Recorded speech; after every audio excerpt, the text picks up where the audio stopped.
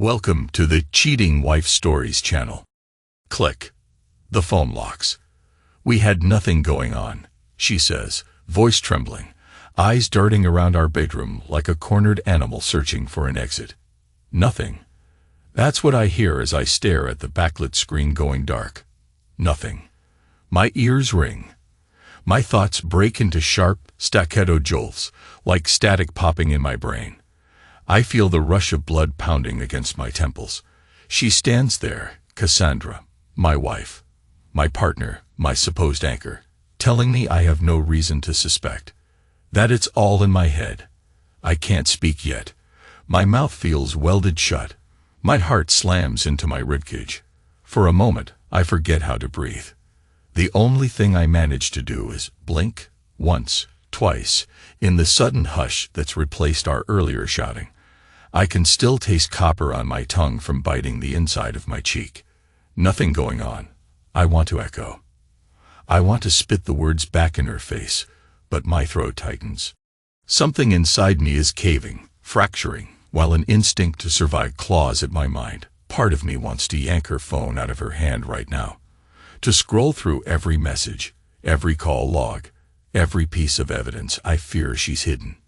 Instead, I stand paralyzed in that half second before everything bursts open. Patrick, she says, almost pleading, listen to me. You're overreacting. I hear my own ragged breath before I hear my reply. Overreacting. My voice cracks. Tell me again how there's nothing going on. She doesn't respond. She just stares at the floor. My vision tunnels. My fists clench, and I have to force them open, because I don't want to show that side of me. Anger, rage, anything that might give her an excuse. Then come the flashbacks, or at least the flickers of all the little signals I ignored. A half second of her guilty face when her phone vibrated at dinner. The way she used to laugh at night with her phone's screen lighting her expression, as if someone was whispering sweet nothings. And me. I was too busy or too tired or too caught up with my own job to challenge it. My mind jumps to that damn voice message, the one I heard by accident. I was just trying to call our daughter from Cassie's phone because mine was dead. I was rummaging through her contacts, spotted our daughter's name, and pressed dial. But the phone opened up the messages window first, and there it was, a play button for a voice note from her best friend. I only recognized the woman's voice about halfway through, because at first I was stunned by the words. I'm telling you, your husband is so much worse in bed than him. Worse. In bed. Than him. I felt my stomach drop, like I'd been shoved down an elevator shaft. No gravity, no warning. Instantly, my legs went numb, and I nearly sank to the floor. I was standing in our living room, the evening sun flickering through the blinds, my mind a storm of new truths. There had to be a him, right? Not just a theoretical comparison. A real man. A physical presence. Someone who'd laid hands on my wife, who'd made her do God knows what. And she claims there's nothing going on. I throw the phone onto the bed. Cassie. I say, eyes stinging. Stop lying to me. She does that thing. Holds up her hands, as if to ward off my accusations. It was a joke, she says, raising her voice now. A stupid, gross joke my friend made. She's crazy, you know how she is. She always wants to stir the pot. Bullshit, I snap. She flinches at the profanity. I so rarely curse that it lands like a thunderbolt. The tension in her posture tightens. Don't feed me that story. You don't compare two men's performance in bed as a joke. That's not how it works. Lower your voice, she hisses, but her own voice spikes in volume. A second later, she's shouting too. Patrick, God, you're acting insane. She exaggerates, okay. She's always talking like that. You can't believe every snippet you hear. My head shakes involuntarily. Snippets. I echo. Snippets is all I need to know something's gone rotten in this house. Something you've been hiding. Suddenly, it feels like the walls are too close, the air too thick. My vision wavers, and I force myself to breathe. I manage a few steps away, resisting the urge to punch the wall or lash out. I can sense that I'm close to a meltdown. She follows me, stands behind me, then circles to face me. Would you calm down? Don't you trust me? Trust, I say, almost laughing, but it's a strangled, humorless sound. You want me to trust you after hearing that? After seeing how you lock your phone the second I enter the room?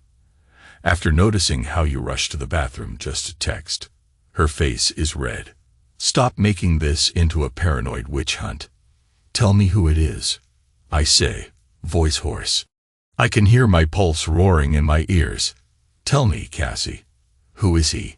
She tries to respond, but her mouth just hangs open. The silence is deafening.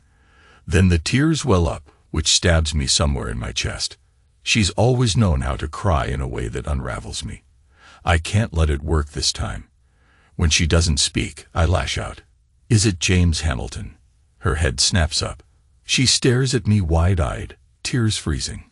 Suddenly, her shock is replaced by anger. What? Why would you? Because you two have been thick as thieves these last months. Because your firm put you both on that big marketing project. And now, all of a sudden, I see him in the background of your pictures. Or I see you smiling at your phone when you get a message. I know he's your coworker. I know you two are working on late-night campaigns. Is that who you compare me to? Is that the man your friend likes to reference?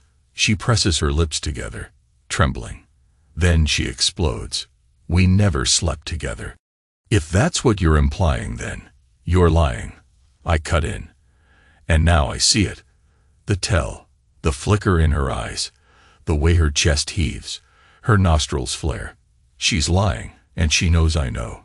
We're both shouting now. The words overlap. I gave you everything. You're suffocating me. Just admit it. There's nothing to admit. Goddamn it, Cassie. I slam my palm against the bed frame, and she jumps. The rage in my throat is thick. I want to tear the truth out of her. My mind can't process that she's done this to me. This is the woman I fell in love with. This is the mother of my child. And that child, our daughter. Suddenly, the memory of that other blow comes roaring back. The DNA test. The cold, unfeeling numbers that said she's not biologically mine. I remember the day I read it. I was at the dining table, the blinds half closed to keep the summer glare out. The letter arrived earlier than expected. It was a retest, because the first result seemed so unbelievable. The second one confirmed it, 0% chance of paternity.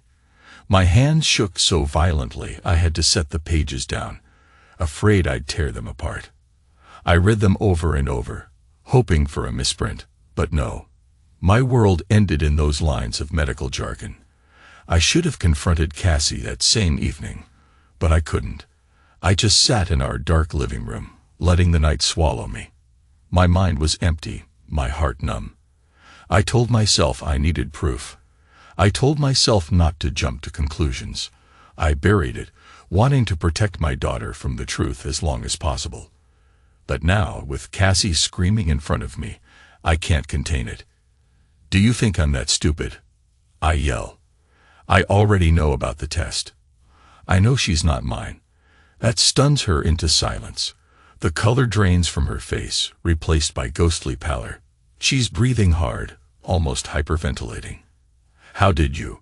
She begins, but can't finish. I bark out a bitter laugh. How? Because I'm not a fool. You think I can't read a piece of paper? You never even told me the truth. You let me believe she was mine for, what, 9 years? 10. You wouldn't have said anything if the test didn't drop into my mailbox, right? Or if I hadn't gotten suspicious. She closes her eyes, tears tracking down her cheeks. It's complicated, she whispers. It's not. I never wanted to hurt you. It's complicated. I echo, my voice cracking. You lied to me for a decade, Cassie. You let me hold that little girl and call her my daughter, never once telling me I wasn't her father. You can't even say you're sorry, can you? I wait, but she doesn't speak. She just shakes her head in shame or frustration. I can't tell which. And then the roar in my ears returns. Anger, betrayal, heartbreak.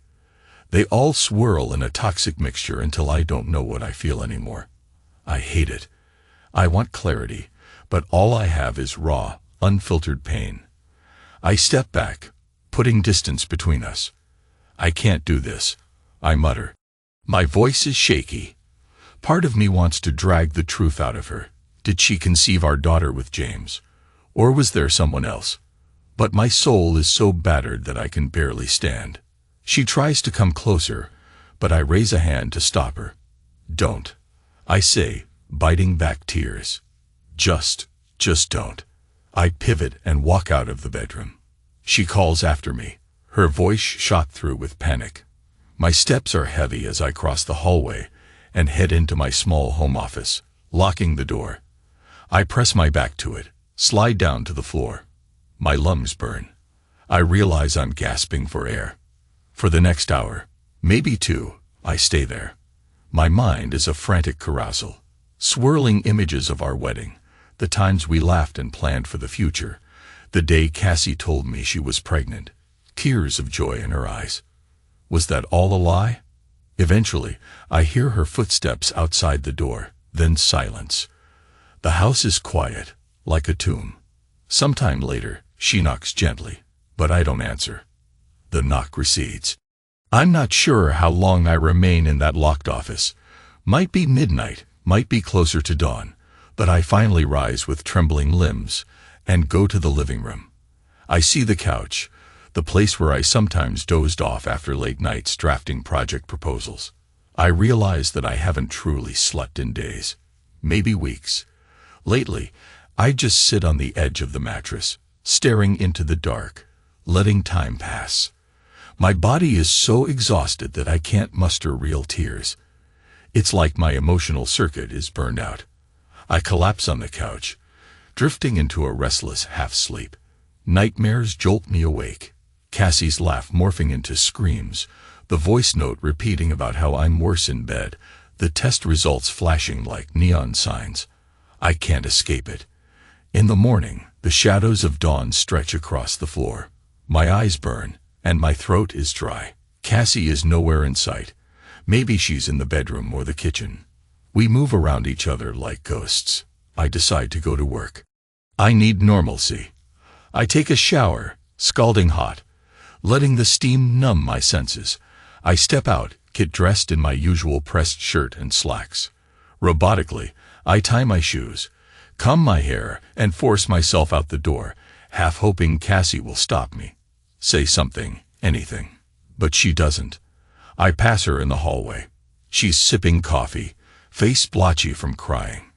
We lock eyes for a fraction of a second, but there's no conversation.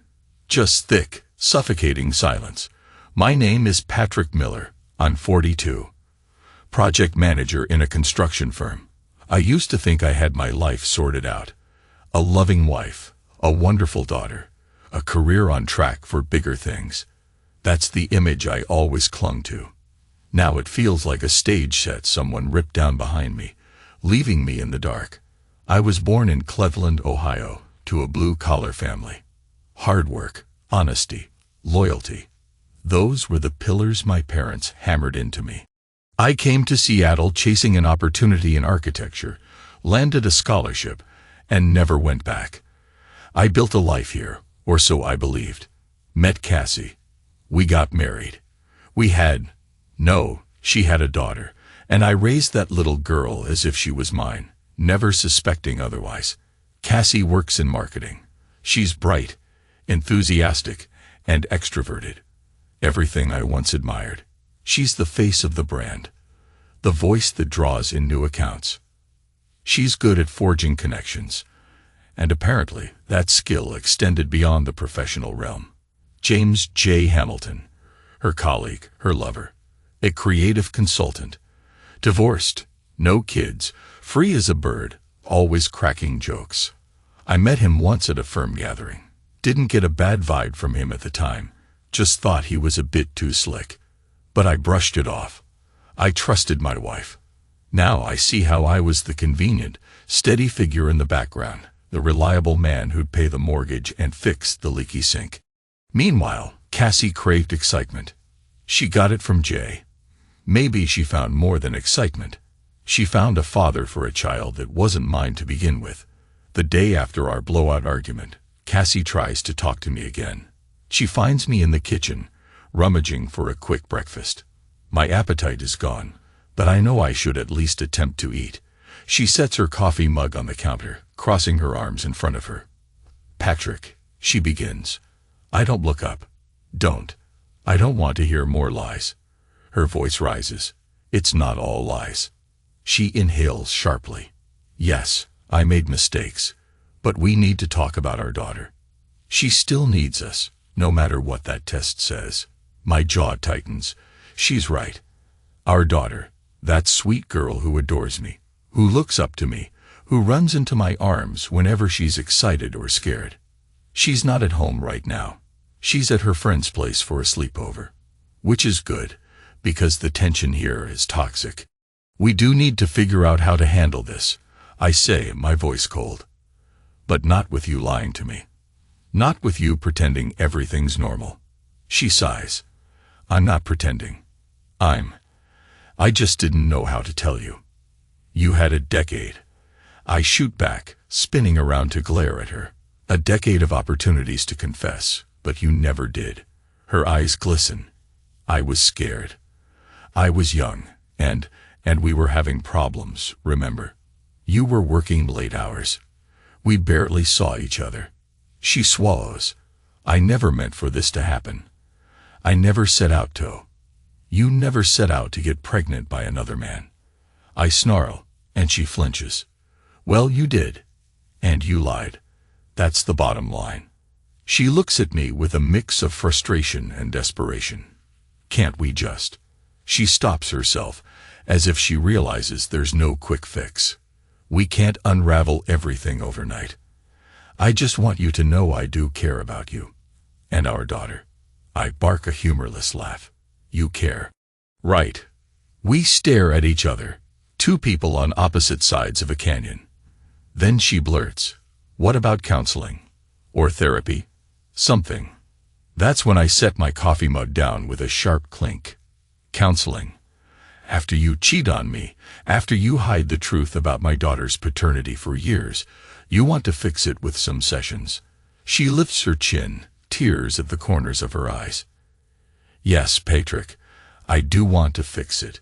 Because if there's a sliver of a chance that we can save this marriage and keep our family together, I'll fight for it." The force of her words almost sways me. For a split second, I see the determined woman I once admired. Then I remember the voice note. "Worse in bed than him." My gut twists. I shake my head. "I don't know if I can do this, Cassie. I don't know if there's anything left to salvage." We both go silent. In that silence, I hear the hum of the refrigerator, the ticking of the clock. It feels like a countdown to an inevitable collapse. At work, I bury myself in tasks. My coworkers notice I'm quieter than usual. I respond to emails with mechanical efficiency, attend meetings like an automaton. My boss compliments me on my focus, ironically praising me for something that's just me shutting out the noise in my personal life. That night, I don't go home right away. I wander the streets of downtown Seattle, ending up in a little diner. I order coffee I barely sip. Images swirl in my mind, replaying over and over. Cassie with Jay, Cassie telling me nothing's going on. The test results, my daughter's bright smile. I realize, with a stomach-churning jolt, that I've got no plan for how to handle this. I'm just drifting. Eventually, the exhaustion pushes me to return to the house. I slip inside after midnight. The lights are off, except for a dim glow in the hallway. Cassie's door, our bedroom door, is shut, but there's a line of light beneath it. She's probably still awake. I ignore it, heading to the living room. I lie on the couch again, closing my eyes. Sleep is elusive, of course. My mind wanders to the day we started this so-called partnership. We'd been so excited. We had decorated the nursery. I remember painting the walls in pastel colors, assembling the crib, letting Cassie choose the decals. I was so proud. I'm going to be a dad. Now that memory tastes bitter, I keep slipping in and out of light, dozing until morning. Another day. I can't shake the gnawing suspicion I have about James. Is he the father? Or was he just her fling? Did this start years ago or recently? My imagination tortures me with vivid scenes. Cassie laughing in his arms, Cassie letting him kiss her neck, Cassie stripping off her blouse in some cheap motel. It sickens me. It also consumes me. I need to know. One evening, I find a flimsy excuse to drop by Cassie's office. She's still there, working late, again. I walk in, feeling the tension coiled in my shoulders. The receptionist eyes me curiously, but I flash my visitor's pass. Cassie's desk is empty. Then I spot a small light glowing from a conference room. The door is ajar. I approach, hearing whispers, her voice, and a man's, James's voice. I freeze. It'll be fine, she's saying softly. There's a low rustling noise, a shuffle of feet. We just have to finalize these angles. I can't see them fully, just silhouettes behind the frosted glass. But I see enough. James is close to her, arms possibly around her waist. My pulse hammers. My breath catches. My mind replays old fantasies of catching them in the act, except now it's real. There's an electric tension in the air, an intimacy. Her laugh is hushed, throaty. There's that small moan. My mind races to interpret what I heard. I push the door slightly. My heart's beating so loud I think they'll hear it. But I can't barge in yet. I don't know why. Maybe I'm terrified of seeing them literally entwined. I hear James's voice, low and smooth. How do you want me to handle this? Cassie's exhale is shaky. Handle me carefully, she quips, voice faintly teasing. I swallow a wave of nausea. Then I muster the nerve to nudge the door a bit more. The opening widens. I see James leaning toward Cassie, his hand on her lower back, guiding her away from the door. She's half-turned, face a mixture of anxiety and a flicker of desire she's trying to hide. I step into the doorway fully. Cassie stiffens, eyes going wide. James jolts back, as though scalded. They weren't fully undressed, but the tension between them is electric, palpable. She's disheveled, her blouse untucked, hair slightly mussed. He's breathing heavily, color high on his cheeks. The moment suspends. No one moves. I see the guilt in Cassie's eyes, like a neon sign. James looks at me with shock, maybe a bit of fear. What's going on? I manage, though my voice is strangled. Cassie tries to cover, stepping away from James. Patrick. I raise a hand, stopping her. Don't.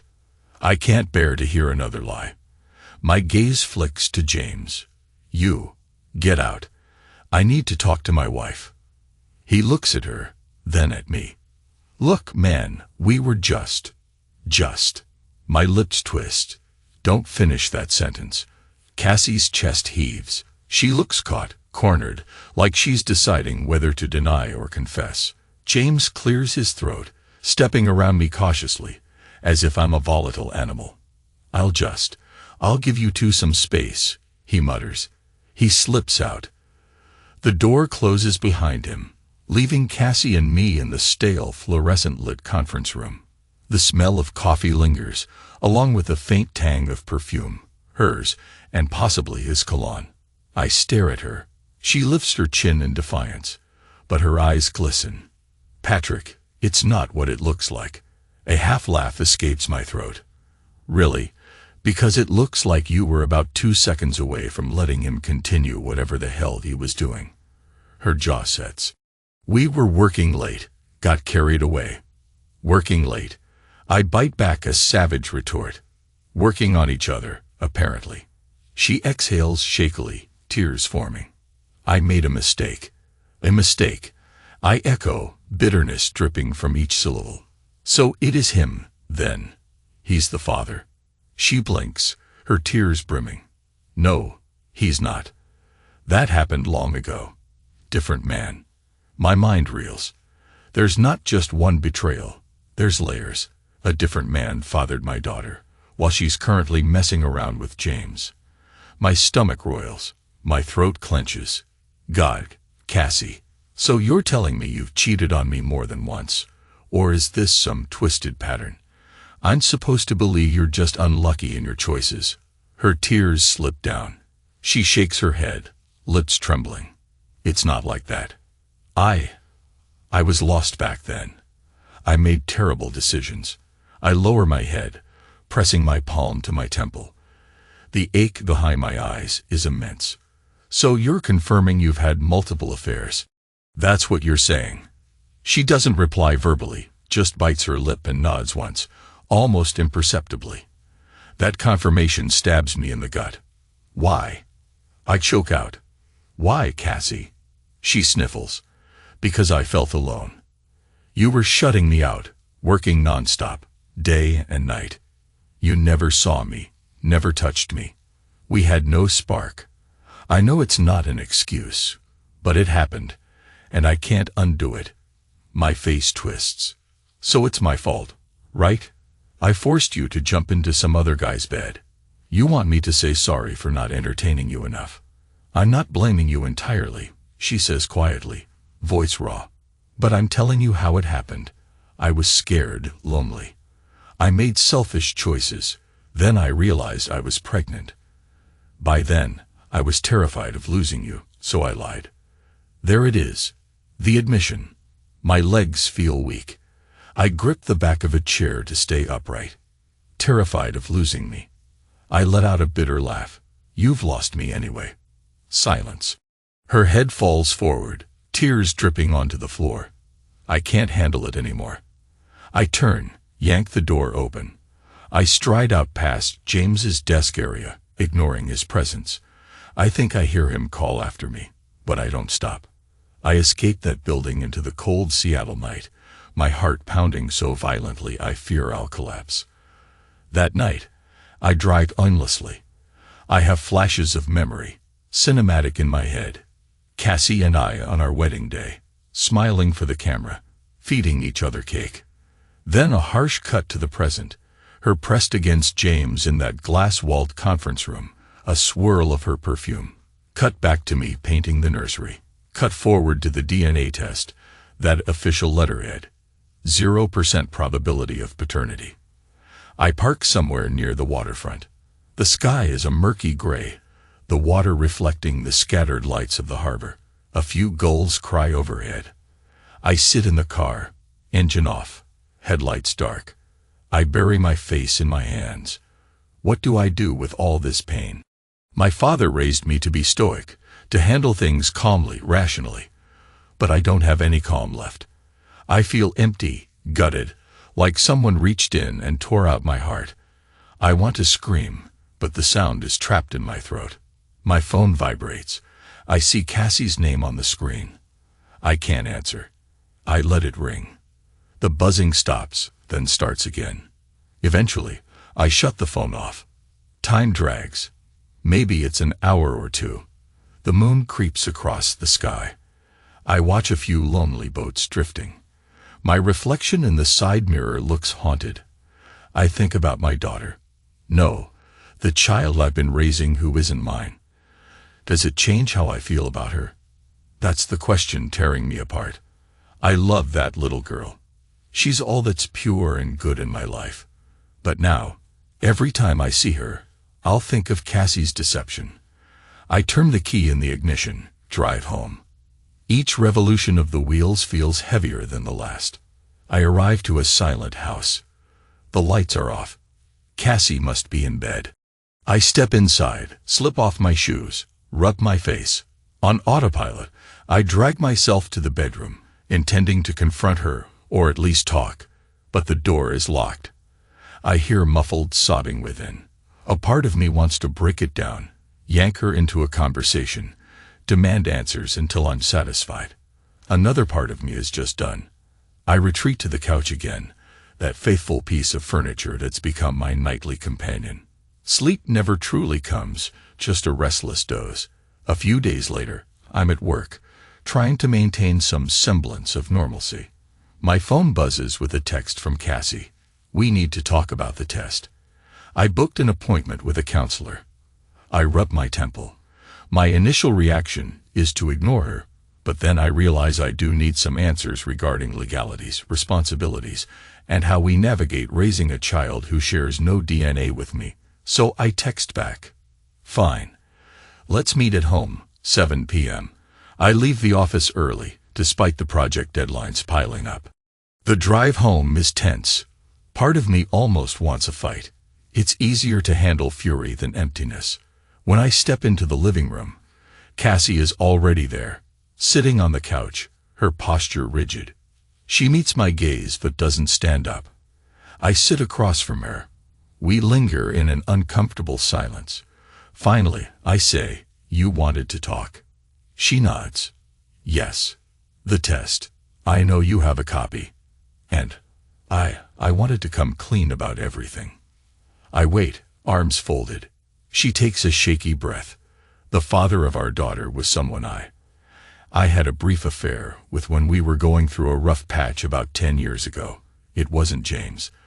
This was before I even met James. And when I realized I was pregnant, I panicked. The affair was over, and you and I started communicating better for a while. I convinced myself it would never come to light if I just let you believe you were the dad. I grit my teeth. "And you didn't think the child deserved to know who her real father was?"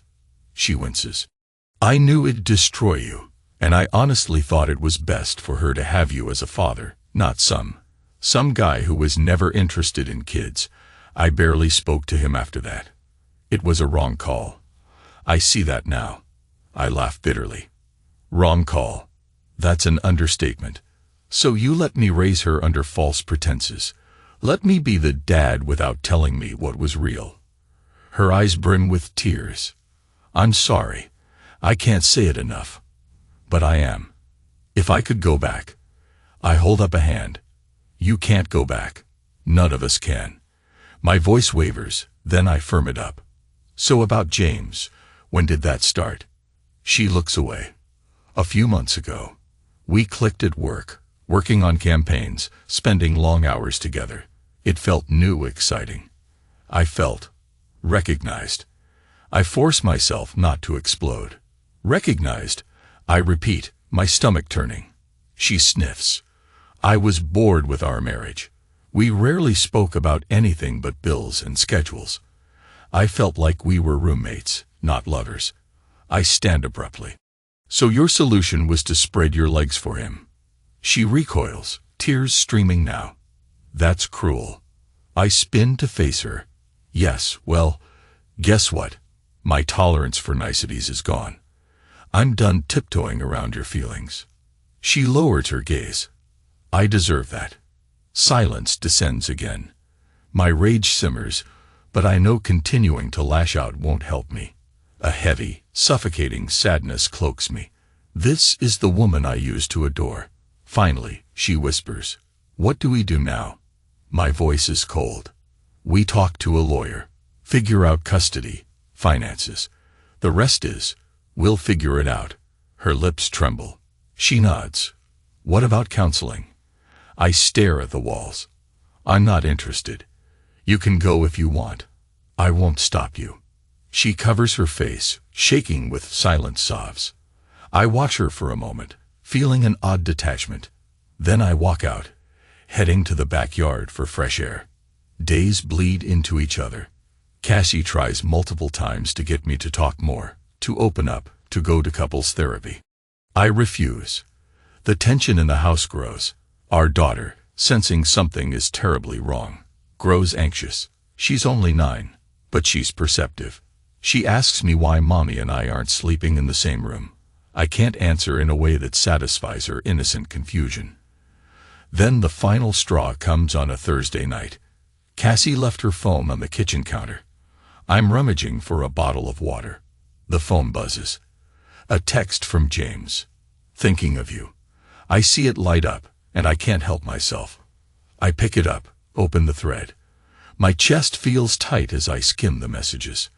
Nothing too graphic, but enough affectionate innuendo to confirm they've been continuing contact. possibly meeting behind my back. This is it, the moment that kills any last shred of hope.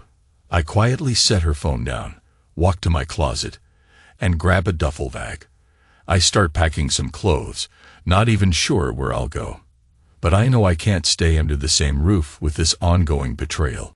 Cassie finds me halfway done, her eyes going wide. "Patrick, what are you doing?" I don't answer, just keep shoving shirts into the bag. She grabs my arm. "Stop. Let's talk. Please." I wrench free, glaring at her. There's nothing left to say. She tries to block me from picking up more clothes. "Don't leave me like this. We can still." I laugh, a hollow, bitter sound. "Really? Still fix it? Still hold hands in therapy while you text James after sessions?" Her face crumples. "I'll stop talking to him, I swear. But it's too late. My gut, my heart, everything is telling me to get out. I feel a roaring numbness that screams escape." We stand chest to chest, breathing hard, tears in her eyes, fury in mine. Then we break into raw shouting. "Just let me go." "No. Damn it, Patrick, you can't just run away. You destroyed this marriage. I made a mistake. Mistake after mistake. You never owned up." I grab the duffel, slinging it over my shoulder. She sobs openly now, clutching at my sleeve. I try to brush her off. She stumbles, nearly falling to her knees. It's a pathetic sight, but I can't conjure sympathy anymore. I look at her, this trembling figure, and realize I can't even remember the sound of her laughter from our happier days. Everything is overshadowed by her deceit. I'm not a man who seeks dramatic revenge. I've never been vindictive or cruel. But in that moment, as I look at Cassie crying on the floor, a calmness settles over me. The calm that comes with finality. "I'll do one last thing here," I say quietly, stepping around her to the dresser. I find a scrap of paper and a pen. My hand hovers, then I write a short note. "I'm not taking revenge. I'm healing from you." I fold it neatly, place it on her pillow. Then I glance at her. She's standing now, arms wrapped around herself, tears streaming. She sees me walk to the door. "Patrick," she chokes out. "Please, we can fix this. I'll do anything." She tries to follow, but I hold her gaze one final time. There's such a hollowness in me that I can't muster anger or sorrow. It's like a switch flipped off. "Goodbye, Cassie," I say. I leave her there in the bedroom doorway. The bag weighs on my shoulder like a stone. I hear her sobbing, but it's muffled, like it's coming from another room in another world. I keep walking, out into the night, away from the illusions I once believed in. I stay in a motel that night.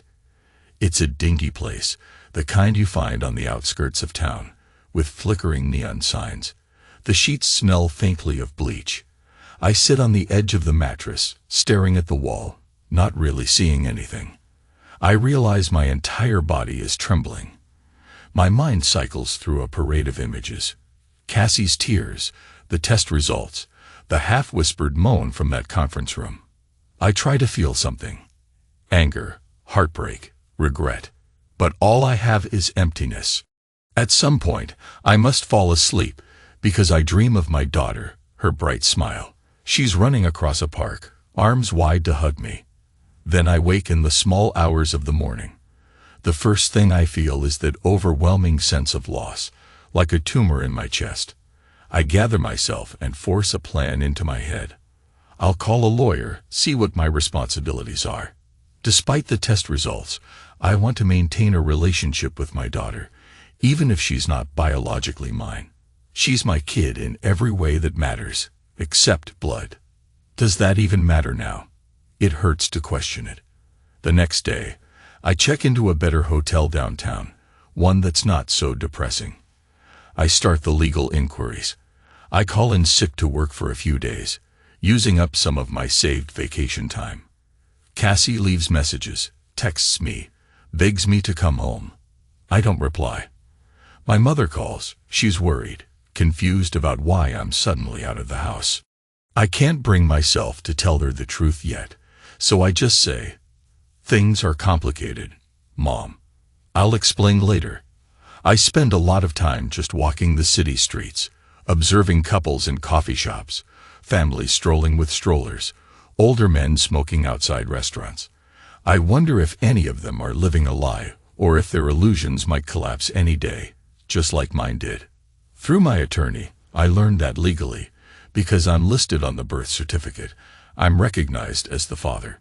Even if the DNA says otherwise, I might still have obligations or rights, depending on how the court sees it. It's a tangled mess. In the evenings, I find myself reading old journal entries I once kept on my laptop from years ago. I see the optimism, the naive hope. I wrote about wanting to build a dream home for my family. I planned vacations to Disneyland, college funds for my daughter, a retirement cabin for Cassie and me someday. It all feels like a funeral now, burying those dreams. But a sliver of me thinks, maybe I can rebuild. Start anew, stronger than before, if that's even possible. My phone rings a dozen times a day. Cassie tries everything. Guilt, tears, pleading, even threatening to show up at my hotel. I ignore most of it. I do speak briefly to my daughter. She's upset, confused as to why Daddy isn't home. I lie to her, saying I'm on a work trip. I can't tell her the truth, not yet. It breaks my heart. Nights are the worst, but they also bring a strange clarity. I realize I'm done crying, done feeling powerless. Cassie's betrayal has changed me, yes, but it hasn't destroyed me. I won't let it. The phone locks. That's where this all began, in a sense. The phone locking shut on me, the secrets inside it, the lies that unraveled my life. But now, as I hold my own phone in my hand, flipping through messages from lawyers and realtors, I realize something. I get to decide how this ends for me. I set a plan with the attorney. We'll file for a legal separation. We'll petition for me to have visitation with my daughter, even if it's not conventional paternity. I cling to the hope that she'll still see me as the father who raised her. Regardless of the court's final stance, I won't abandon her, not emotionally. One evening, Cassie storms into the hotel lobby after presumably tracking my location. She spots me near the front desk. She's in tears, looking disheveled, not the polished professional I once knew. She rushes to me, her voice breaking. "Patrick, please, just give me a chance to talk." Hotel patrons glance our way. The clerk behind the counter looks nervous, like he's bracing for a scene. I sigh, run a hand over my face, then nod once. "Fine. Let's talk outside." We step onto the sidewalk, a chilly breeze blowing. She starts to speak, voice trembling. "I know you hate me. I know I ruined everything. But I just want you to understand that I never wanted to lose you. I was stupid, I was selfish, and I'm sorry. I'm so sorry." I let her words hang in the air, tasting the bitterness of them. Then I say quietly, "Cassie, I don't hate you." She looks surprised. "Then why?" I hold up a hand. "Because I can't be with you anymore. What you did, it's not something I can come back from. I trusted you. It's gone now." Tears streak down her cheeks. "I know, but can we at least be civil? For our daughter." I finish. "Yes, we will be civil. We have to be, for her sake." She wipes at her face. "I miss you," she confesses in a broken whisper. "I know I don't deserve your forgiveness, but I look away, focusing on a distant street lamp, glowing in the dusk. "That's all in the past," I say. "I have to move forward. And so do you." She sobs quietly. There's nothing more to say. She eventually turns and leaves, shoulders trembling under the streetlights. I watch her go, feeling the ache in my chest, but also a strange, calm acceptance. Weeks pass, then months. The separation is formalized. Cassie stays in the house, ironically the place we once filled with illusions of happiness. I rent a small apartment on the other side of Seattle, near the water. It's sparse, but it's mine. I get to see my daughter regularly. We go to the park, eat at diners. She senses tension but doesn't quite grasp the depth of betrayal that tore us apart. Maybe someday I'll tell her the truth, or maybe Cassie will. But for now, I protect her innocence. James. I hear from mutual acquaintances that he's still around, maybe trying to keep a low profile. I don't care. If Cassie wants to continue with him, that's her life. I'm not looking to punish her or him. I found that revenge doesn't appeal to me. There's no satisfaction in it. My real revenge, if you can call it that, is living my life free of deceit, free of illusions. I focus on my work, and ironically, I do better than ever. My mind is sharper, maybe because I have nothing left to lose. I step up in the firm, take on more complex projects. I rediscover the love I once had for architecture, that sense of creation and renewal. Some nights, I still wake in a cold sweat, remembering that voice note, or the paternity test, or the images of Cassie with James. But then I remind myself, I survived. The emptiness I felt is slowly being replaced by a cautious sense of hope. I can rebuild. I talk to my daughter often, explaining that families change, but love remains. She hugs me, and I hold her tight, cherishing the bond we share. Biology be damned. One evening, I'm sitting by my apartment window, watching the Seattle skyline against the pinkish-orange dusk. I realize I'm not dreading tomorrow. The fear and fury that once consumed me have receded. I'm still scared, still healing, but I feel more present than ever. I recall the note I left on Cassie's pillow. I'm not taking revenge. I'm healing from you. And it's true. She broke me, but in that breaking, I found a new kind of strength, a freedom. And as I watch the last rays of sun dip below the horizon, I feel a tiny flicker of peace. I let it grow, let it fill me. Because this, my new start, my acceptance of reality, is how I take my power back. I turn off the lamp and let darkness settle around me. Not the suffocating darkness I used to fear, but a calm, quiet night that holds the promise of a dawn on the other side.